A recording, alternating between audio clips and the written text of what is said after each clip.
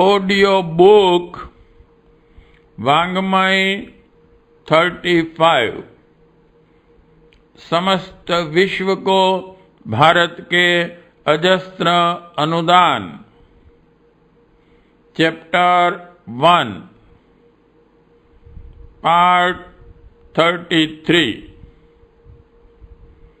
हिंदुत्व को जगाना आज का सर्वोपरि युग धर्म।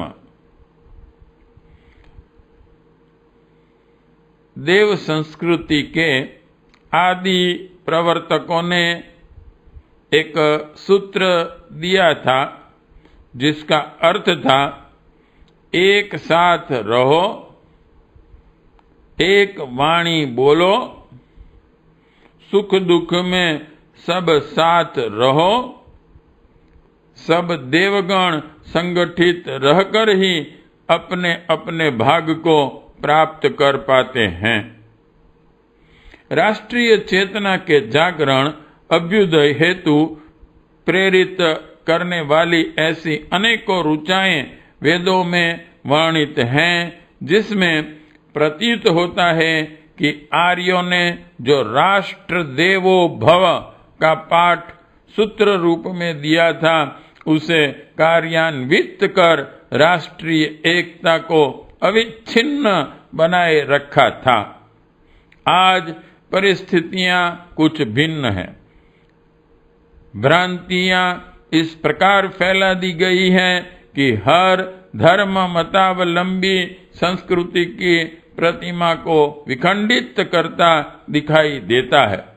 जहां राष्ट्रीयता के नाम पर ऐक्य होना चाहिए था, वहां धार्मिकता के नाम पर सद्भाव तो दूर मतों में भिन्नता पाई जाती है।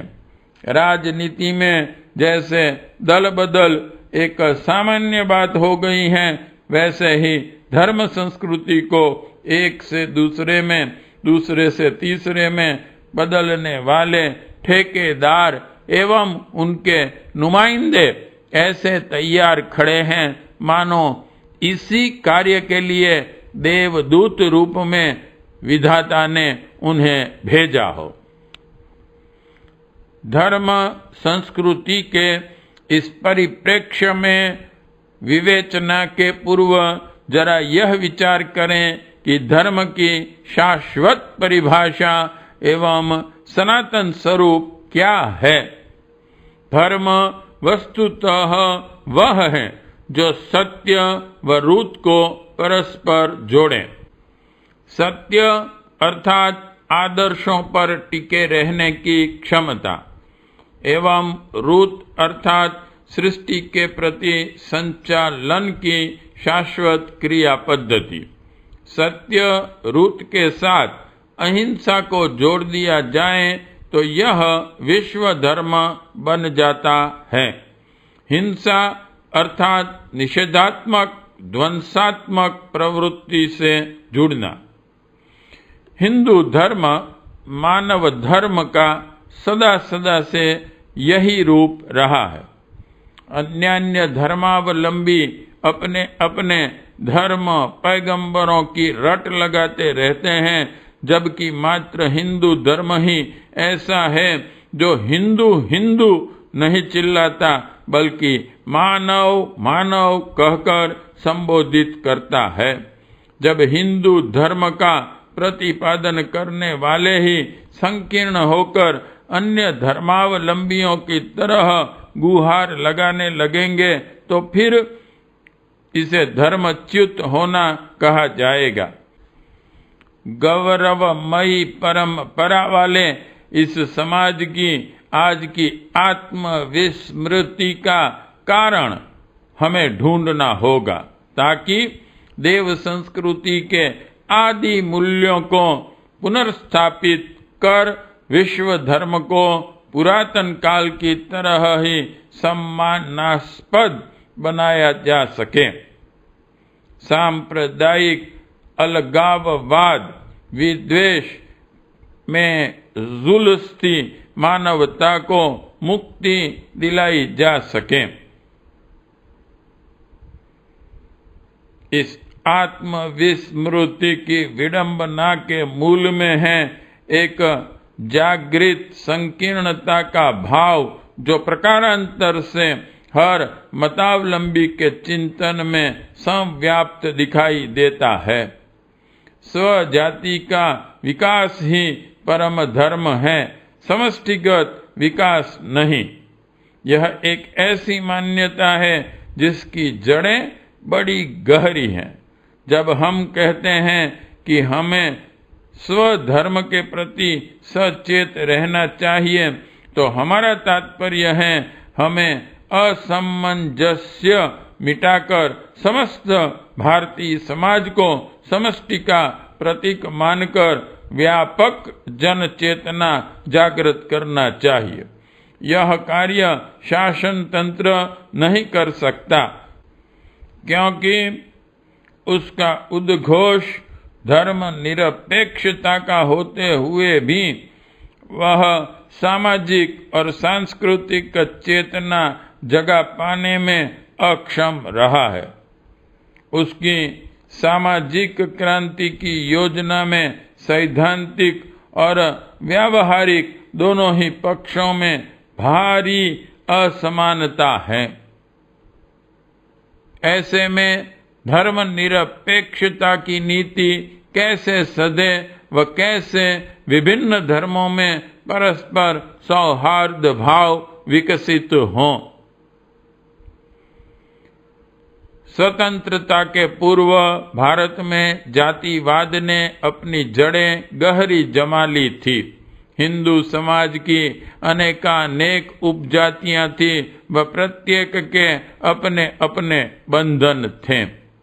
इस भेदभाव की नीति व कट्टरवादी संकीर्णता ने अंग्रेजों को अपने शासन की जड़ें और भी मजबूती से जमाने में भारी सहयोग दिया। इसे इतिहासकार ही नहीं, हिंदू धर्म के विद्वान एवं स्वयं ब्रिटिश विचारक कहते हैं। कबीर, रैदास, दादू, चैतन्य, राजा राम मोहन राय, कर्वे जैसे समाज सुधारक संतों महामानवों के जन्म लेते रहने व क्रियाशील होने के बावजूद यह जातिगत असमानता मिटने नहीं पाई। इसका लाभ मुगल संस्कृति के पक्षधरों व ईस्ट इंडिया कंपनी के जहाजों पर बैठकर आए ईसाइयों ने खूब उठाया। उन्होंने स्वधर्म स्वसंप्रदाय की नीति बनाकर प्रलोभन देते हुए धर्म भीरु किंतु अभावग्रस्त हिंदू समुदाय से जमकर खिलवाड़ किया। जहां एक और धर्म निरपेक्षता का नारा लगता रहा, वहां दूसरी ओर धर्म परिवर्तन भी बलपूर्वक चलता रहा। इसमें चर्चों द्वारा बहाई गई अगाध धनराशि एवं शेख मुसलमानों द्वारा बहाए पेट्रो डॉलर ने अपरिमित भूमिका निभाई है। क्या वस्तुतः धर्म इतना सस्ता है कि कोई साधन रोटी के टुकड़ों के बदले अपने सारी मान्यताएं, ईश्वर विश्वास एवं रीति रिवाजों से पल्ला झाड़कर अलग हो जाए? यदि सभी धर्मों का लक्ष्य एक ही है, तो फिर ऐसा क्यों होता है कि बीच राह में खड़े एक व्यक्ति को तीन धर्मावलंबी अपनी अपनी ओर खींचते हैं व अन्य संप्रदाय भी उन्हीं के समान भूमिका निभाते हुए अपने को श्रेष्ठ बनाते हैं? श्रेष्ठता का यह मापदंड किस मानकीकरण संस्था द्वारा बनाया हुआ? क्या इस ISI का मार्ग लगे बिना जीवन जिया ही नहीं जा सकता? ये ऐसे प्रश्न हैं जो उन असमंजसों को समाधान करते हैं कि दुनिया में नास्तिकवाद क्यों बढ़ता चला रहा है। खींचातानी के आस्तिकवाद से साम्यवादी नास्तिकवाद ही अच्छा। यह मानकर बहुसंख्य समाज समुदाय क्रमशः उधर उन्मुख होने लगा है। नास्तिकवाद यदि ऐसा हो एवं कर्तव्य परायणता नीतिमता जीवित हो तो कोई भय नहीं होना चाहिए, पर इस समुदाय की संख्या अधिक नहीं है। धर्म भीरुता यत किंचित रूप में विद्यमान है। इसके साथ जब कट्टरता जुड़ जाती है, रूढ़िवादी धर्मांधता घर कर लेती है, तो यह सांप्रदायिकता विद्वेष को, जातिगत अलगाववाद को जन्म देती है, जो निश्चित ही किसी राष्ट्र की इमारत के लिए एक दीपक एवं धून की भूमिका निभाती देखी जा सकती है। किसी राष्ट्र या संस्कृति को धर्म विशेष के परिप्रेक्ष्य में क्यों देखा जाना चाहिए, इस संबंध में हिंदू संस्कृति की मान्यताएं बड़ी स्पष्ट हैं। इसमें चेतना के संस्कारीकरण को प्रधानता दी गई है, न कि बाह्य कलेवर के परिवर्तन को।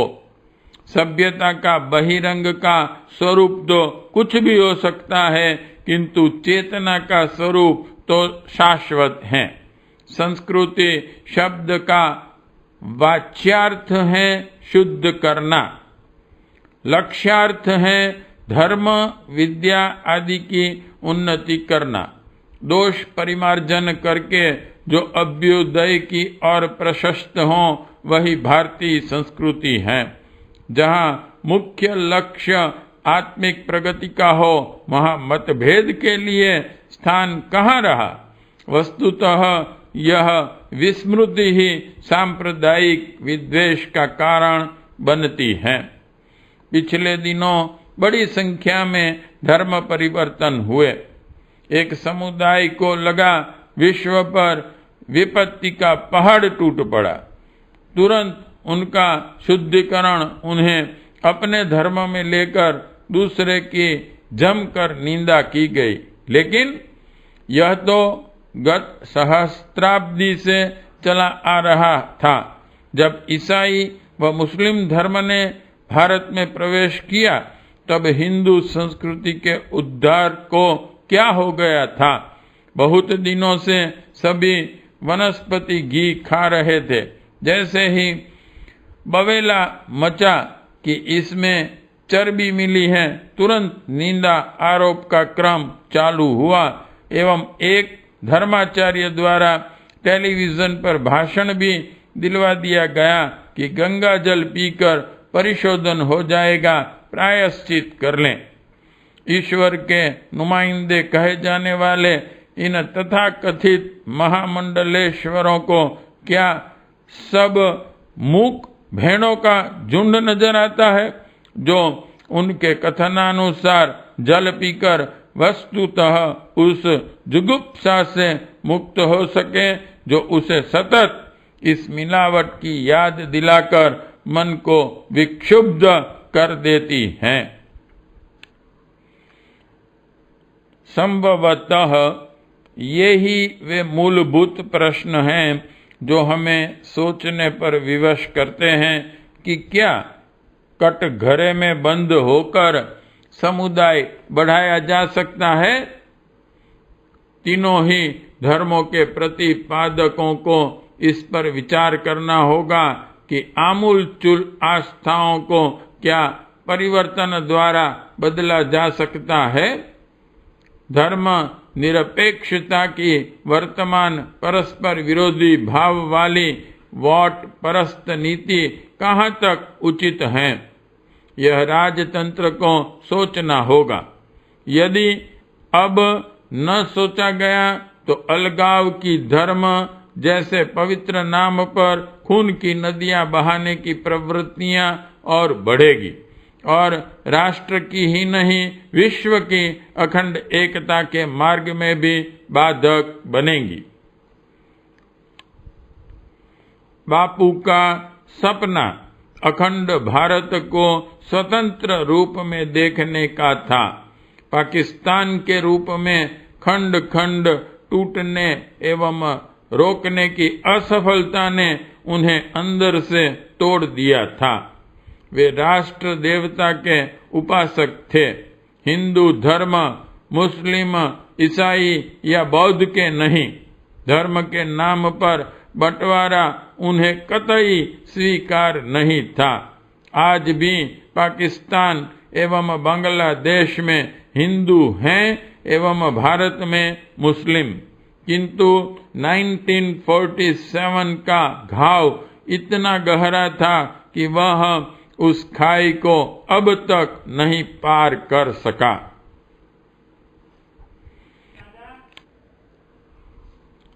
धर्म संप्रदायों का एकीकरण राजसत्ता के बलबूते संभव नहीं। धर्म निरपेक्षता का नारा लगाना, उसकी बारंबार दुहाई देना अलग बात है, एवं उनके मनों को मिला देना उससे बिल्कुल भिन्न है। देव संस्कृति प्रधान हमारे इस राष्ट्र में भिन्नता में भी अभी तक एकता बनी हुई है। यह किसी के लिए असमंजस का विषय भी हो सकता है, पर नई बात हमारे लिए तो नहीं है। कट्टरता से ऊंचे उठकर हिंदुत्व के नव जागरण हेतु अब मनीषा को ही आगे आना चाहिए। जिस धर्म में सब धर्म बड़ी सुगमता से अपनी पहचान बनाए रखकर फल फूल सकते हैं, उसका पोषण सभी को करना होगा। साथ ही एक आंख दुलार व एक सुधार की रखते हुए ऐसे तत्वों के प्रति थोड़ा कड़ा भी होना पड़ेगा जो हिंदुत्व की दैवी प्रतिमा को स्थान स्थान पर चोट पहुंचाने पर उतारू हों। संस्कृति को विखंडित करने हेतु बलात् इस्लामीकरण और बहुसंख्य भोले भाले आदिवासियों को प्रलोभनवश ईसाई बनाकर अपने पक्ष में मिलाना इसी में आता है। यदि हमारे मन में दूसरे धर्मों के प्रति सम्मान है तो हम उनसे से कम यह अपेक्षा तो रखें ही कि वे भी हमारे बराबर का सम्मान दें। वस्तुतः यह हिंदू नव जागरण का ही परिणाम है कि राजा राम मोहन, ब्रह्म समाज, आर्य समाज तथा अरविंद, महर्षि रमण, विवेकानंद एवं गांधी जैसे समुदायों मनीषियों के बलबूते हम स्वतंत्र हो सके। यदि अब परतंत्रता की बेड़ियों में फिर स्वयं को जकड़ना हो तो 72 करोड़ में से 32 करोड़ एवं शैन्य अल्प मत में आकर स्वतः सारे हिंदू अपने ही देश में आगामी 10 वर्षों में फिर उस युग की पुनरावृत्ति कर सकते हैं।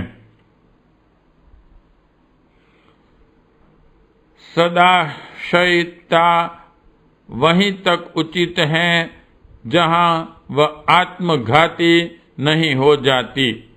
हिंदुत्व को जगाने वाले धर्माचार्यों को यह तथ्य सदैव ध्यान में रखना होगा कि आत्मस्तुति एवं संस्कृति की गरिमा के गौरव के बखान से नहीं, वसुधैव कुटुंबकम की धर्मार्थ पारायणता उदारवादी मान्यता को व्यवहार में उतारकर ही यह कार्य संभव है।